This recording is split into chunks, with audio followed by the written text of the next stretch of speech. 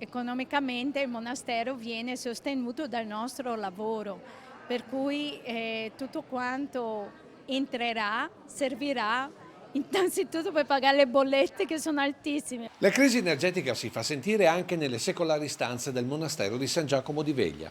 E così la ventina di consorelle si sono trovate a fare i conti con aumenti vertiginosi. Il consumo è aumentato di 4 volte purtroppo, perché se mentre pagavamo di gas, non so, 3.000-4.000 euro, è arrivata la bolletta anche di 20.000 euro, quindi sì, abbastanza. Ma le monache non si sono, è il caso di dirlo, perse d'animo e hanno deciso di mettere in vendita il prosecco che da tempo producono all'interno della struttura religiosa e che coltivano personalmente. Mai come adesso, come dire, il detto benedettino ora et labora.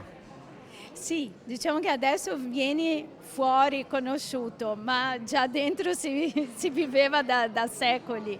Però per noi è una grande gioia poter condividere concretamente il nostro lavoro con tutti quanti. Un lavoro tra le vigne che ha prodotto 5.000 bottiglie di prosecco di OCG in una collaborazione laico-religiosa tutta al femminile. Con Madre Aline è nata questa collaborazione che è volta proprio a sostenere e dare valorizzazione al monastero, a sostenerlo anche economicamente, perché comunque il monastero si deve sostenere economicamente perché è molto grande e va mantenuto.